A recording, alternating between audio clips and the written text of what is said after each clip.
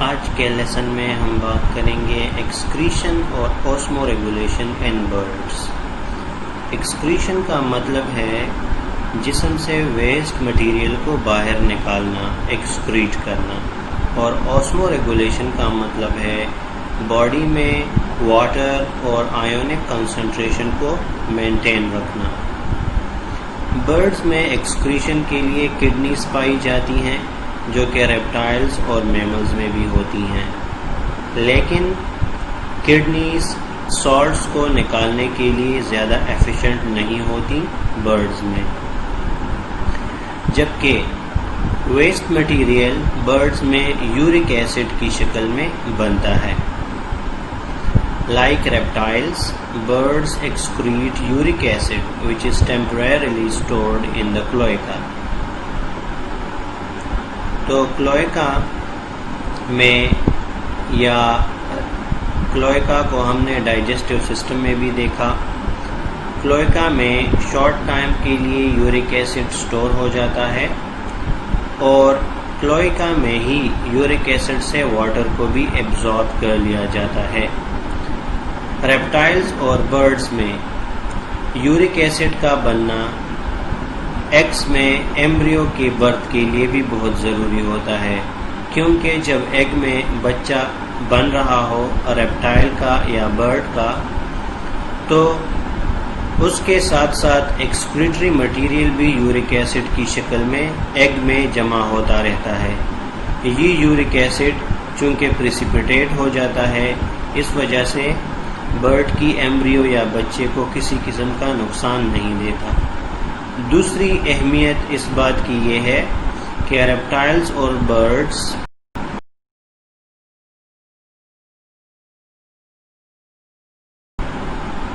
York acid production کا ایک بہت بڑا فائدہ یہ ہے کہ یورک ایسڈ کو باڈی سے نکالنے کے لیے بہت ہی کم واٹر لاس ہوتا ہے۔ A bird can excrete 1 gram of uric acid in only 1.5 to 3 ml of water, whereas a mammal may require 60 ml of water to excrete 1 gram of urea. Bird کو اپنی جسم سے یورک ایسڈ ایکسکریٹ کرنے کے لیے اگر York acid مثلا 1 gram ہو تو اس کے ساتھ 1.5 سے 3 ml واٹر ریکوائرڈ ہوگا، جبکہ میملز میں 1 گرام یوریا کو جسم سے نکالنے کے لیے تقریباً 60 ml واٹر ریکوائر ہوتا ہے۔ تو یورک ایسڈ کا ایک بہت بڑا بینیفٹ یہ ہے کہ اس کے ذریعے باڈی میں واٹر کی کنزرویشن ہوتی ہے۔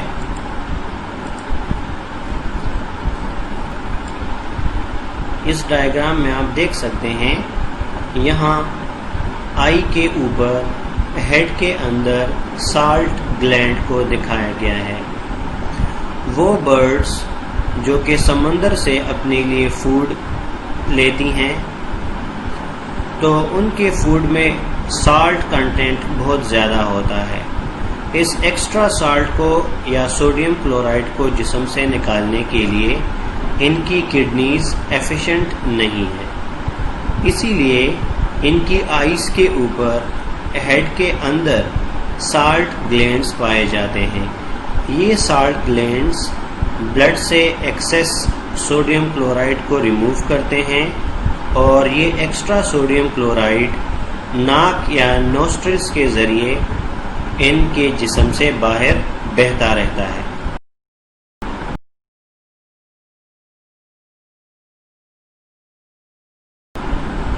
تو یہاں پہ آپ دیکھ سکتے ہیں کہ سالٹ گلینڈز آئیز کے اوپر پائے جاتے ہیں جو باڈی سے ایکسیس سوڈیم کلورائڈ کو ریموو کرتے ہیں۔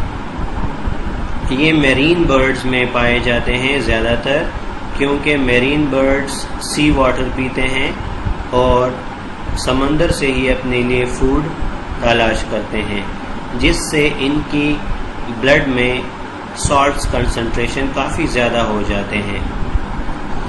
Therefore, salt glands compensate for the kidney's inability to concentrate salts in the urine.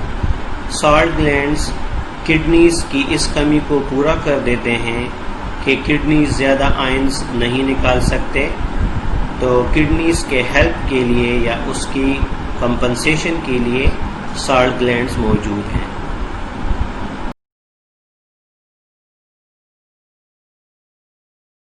Nesting activities اور ڈیولپمنٹ کے بارے میں بات کرتے ہیں۔ نیسٹ کا ذکر تو گزر چکا کہ برڈز کی انسٹنکٹ میں، ان کے ڈی این اے میں، جینز میں یہ بات ہوتی ہے کہ وہ ایک خاص قسم کا نیسٹ بنائیں گے۔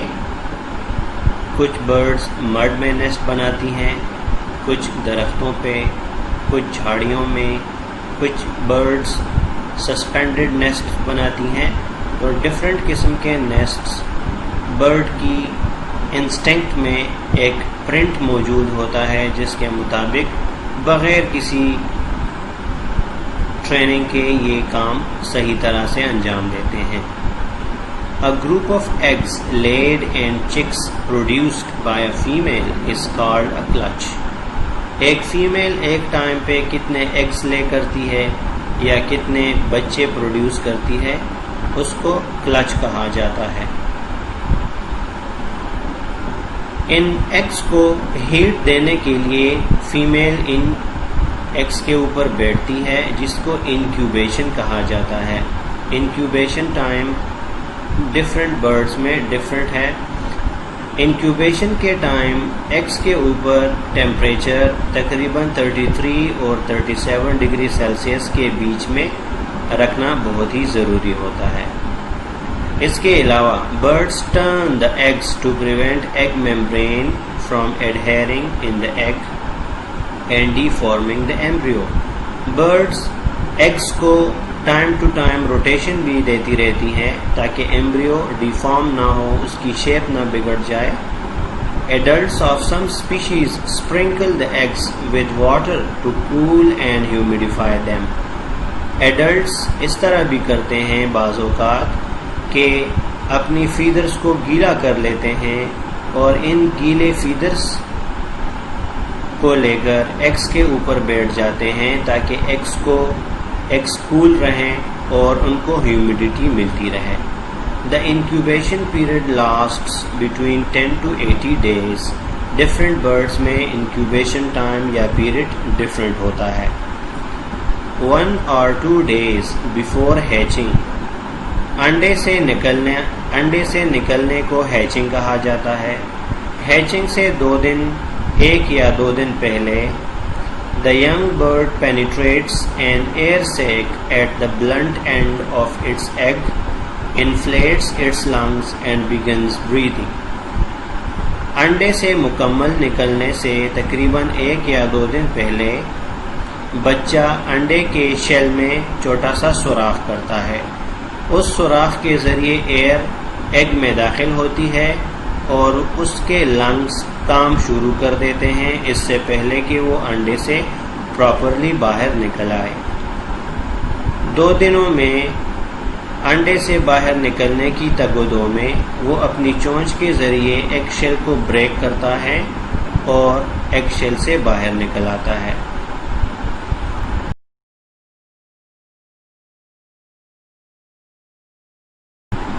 پرندوں کے بچوں کو 2 گروپس میں ڈیوائڈ کیا جاتا ہے۔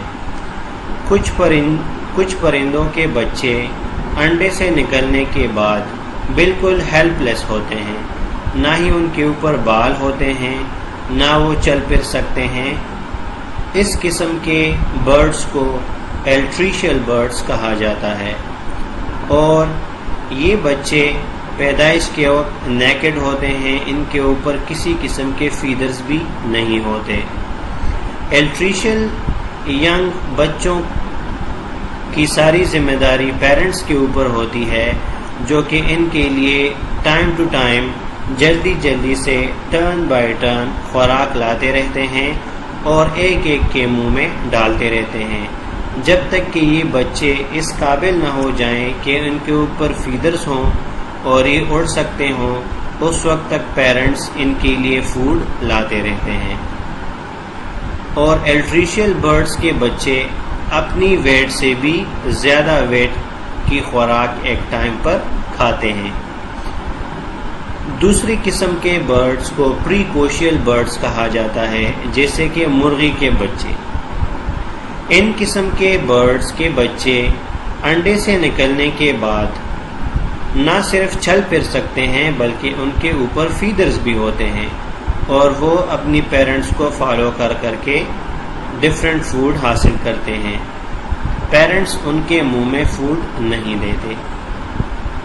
They are usually covered with down feathers and can walk, run or swim. بطخ کے بچے پیدائش کے کچھ ٹائم بعد سوئمنگ بھی کر سکتے ہیں and feed themselves، اور وہ خود ہی اپنے لیے خوراک ڈھونڈتے ہیں پیرنٹس کی نگرانی میں۔ Young altricial birds have huge appetites and keep one or both parents continually searching for food. Altricial birds کے بچوں کو خوراک بہت زیادہ کوانٹٹی میں چاہیے ہوتا ہے، اور ایک یا دونوں پیرنٹس کنٹینیولی خوراک کے لیے تلاش کرتے رہتے ہیں۔ They may consume amounts of food that equals their own weight each day. وہ اتنی خوراک لیتے ہیں جو کہ ان کے وزن کے برابر ہو ہر دن۔ یہاں اس ڈائیگرام میں آپ دیکھ سکتے ہیں کہ ایک برڈ اپنے بچوں کے منہ میں فوڈ دے رہی ہے۔ یہ الٹریشیل برڈ۔ اس فگر میں آپ دیکھ سکتے ہیں کہ ایگ سے ہیچ ہونے والے بچوں کے اوپر خوبصورت فیدرز ہیں اور یہ چل بھی سکتے ہیں۔ ہمارا ٹاپک ہے reproduction and development in birds. Birds سارے کے سارے اووی پیرس ہوتے ہیں۔ اووی پیرس کا مطلب یہ ہے جو برڈز یا جو اینیملز ایگز دیتے ہیں ان کو اووی پیرس کہا جاتا ہے۔ Gonads are in the dorsal abdominal region. Gonads کیا چیز ہیں؟ ٹیسٹیس اور اووریز کو گونیڈز کہا جاتا ہے۔ میل گونیڈز کو ٹیسٹیس اور فیمیل گونیڈز کو اووریز کہا جاتا ہے۔ تو گونیڈز کڈنیز کے قریب پائی جاتی ہیں۔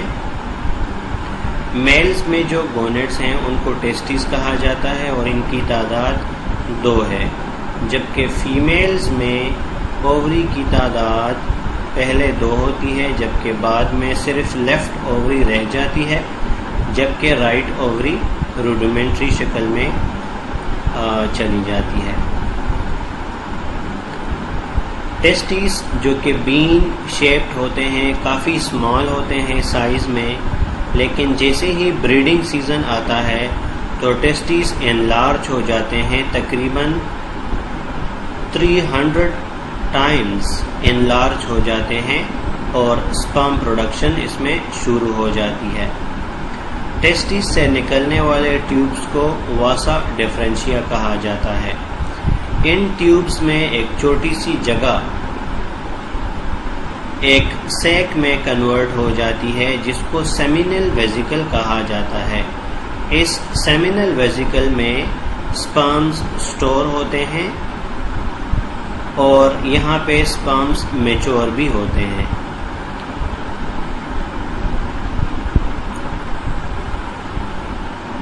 میل اپنے اسپرم کلوئکا کے ذریعے فیمیل کے کلوئکا میں ٹرانسفر کرتا ہے۔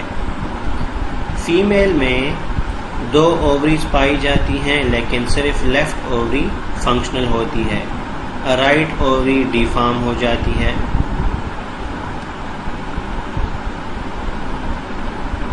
اووری سے نکلنے والے میچور ایگز اووی ڈکٹ میں جاتے ہیں۔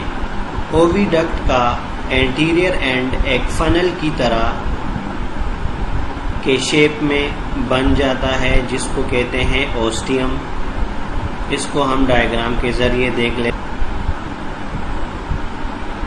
یہاں پہ آپ دیکھ سکتے ہیں کہ ایگز باری باری میچور ہو رہی ہیں اور ایک میچور ایگ یہاں اووری سے نکل کر اس انفنڈیبولم میں گر جاتا ہے۔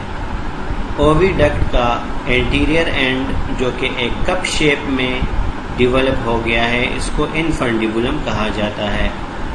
تو اووری کے بعد اووم، انفنڈیبولم میں انٹری کے بعد اووی ڈکٹ میں آتا ہے، اور اووی ڈکٹ میں ہی سپرم اس اووم کو فرٹیلائز کرتا ہے۔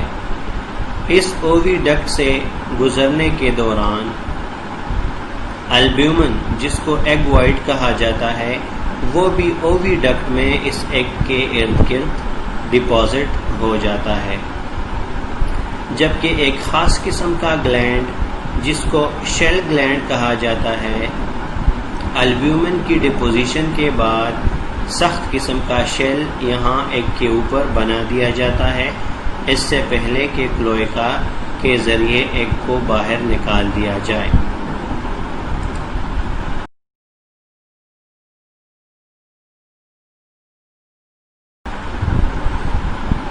تو فنل لائک انفنڈیبولم کو اوسٹیم بھی کہا جاتا ہے۔ The egg is fertilized in the upper portion of the oviduct and the albumen, that glandular region of the oviduct wall, secrete gradually surround the zygote as it completes its passage. A shell gland in the lower region of the oviduct adds a shell. The oviduct opens into the cloaca.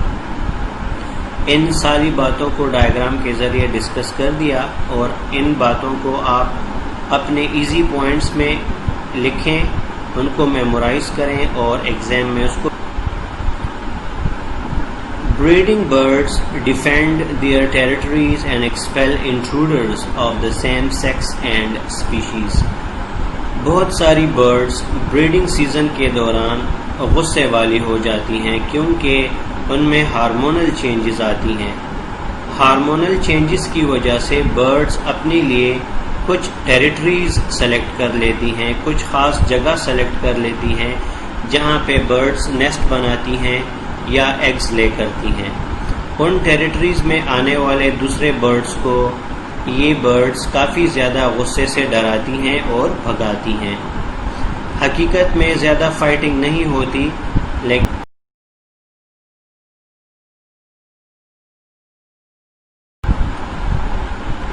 Reproduction کے حوالے سے birds کو مونوگیمس یا پولیگائنس groups میں divide کیا گیا ہے۔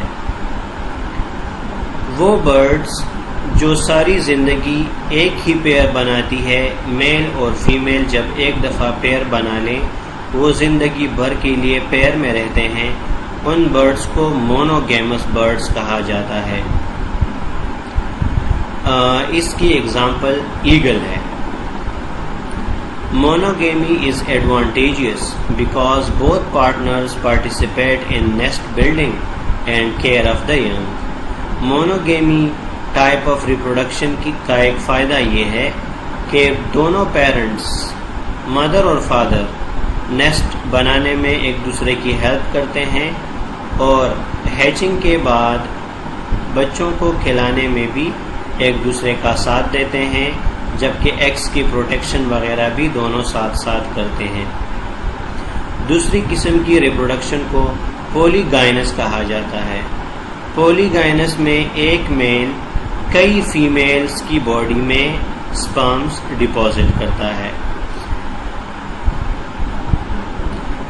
جو عام مرغیاں گھروں میں لوگ پالتے ہیں وہ پولیگائنس ہوتے ہیں، کیونکہ اکثر میل ان میں صرف ایک ہوتا ہے اور مرغیاں زیادہ ہوتی ہیں، تو ایک میل بہت ساری فیمیل میں سپرمز ڈپوزیشن، جس کو پولی اینڈرس کہا جاتا ہے، کچھ برڈ میں پائی جاتی ہے۔ اس قسم کی ریپروڈکشن میں ایک فیمیل برڈ کئی میل پارٹنر سے سپرمز ریسیو کرتی ہیں اور ایگز لے کرتی ہیں۔ نیسٹ کنسٹرکشن برڈز کی ایک کمپلیکس بیہیویئر ہے، اور نیسٹ تقریباً ہر قسم کے برڈز میں نیسٹ ڈفرینٹ شکل کے اور ڈفرینٹ انداز کے بنتے ہیں۔ Nest construction usually begins after pair formation. ایک پیئر یا جوڑا بننے کے بعد نیسٹ فارمیشن سٹارٹ ہوتی ہے. The female usually initiates this instinctive behavior. Instinctive behavior کا مطلب یہ ہے کہ یہ عادت ان میں قدرتی موجود ہے اور نیسٹ بنانے کے لیے اگرچہ پرندہ پہلی دفعہ نیسٹ بنا رہا ہو لیکن اس کے لیے اسے کسی قسم کے ٹریننگ لینے کی ضرورت نہیں ہے. یہ اس کے ڈی این اے یا جینز میں پہلے سے یہ بات فکس کر دی جاتی ہے اور ہر پرندہ ایک مخصوص قسم کا نیسٹ بناتا ہے.